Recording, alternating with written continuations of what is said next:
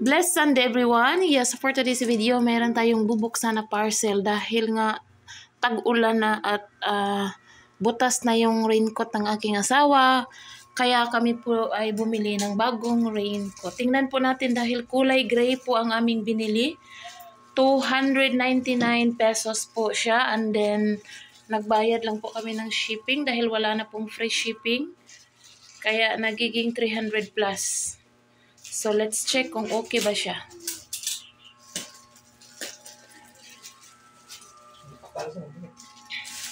Kulay gray.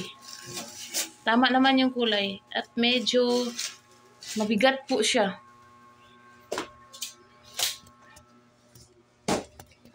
Ayan. May nagayan siya. Parang meron siyang bag.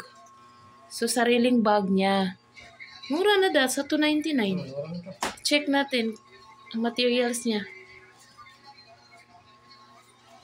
Okay ba? Kasi one size lang siya doon eh.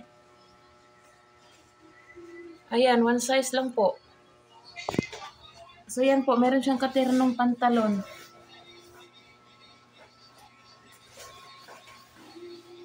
Kailangan po kasi yung bag sa likod is mahilain mo pa sa taas da. Maluwang?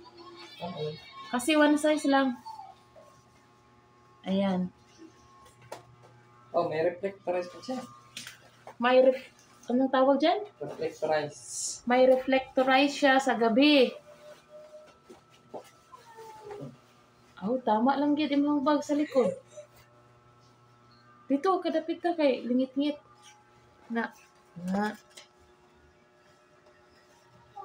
Tama lang ang bag, no?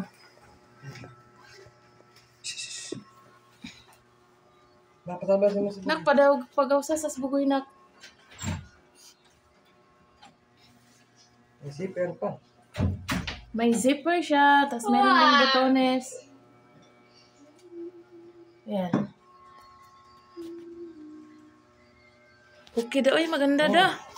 Sulit gid ang ano da. 299. Hindi, baka i-zipper muna. I-zipper muna. Tapos i-botones na naman. Double siya. Mas okay para hindi ka maulanan na.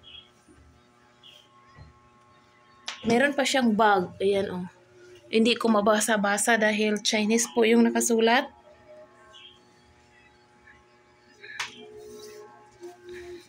Ayan. At iyan po. Okay naman. Dahil ano po siya. One size lang talaga doon. Wala po siyang available sizes. One size lang. Free size. Kailangan din po kasi ng asawa ko yung medyo mas malaki para yung bag niya sa likod maisalin niya at hindi din po mababasa. Kaya okay po. Worth it po. Sulit po ang ano daw, ganyan ka daw da? Okay. Sulit po ang 299.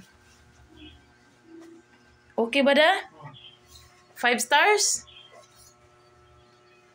Yes. Okay, 5 stars. Thank you for watching.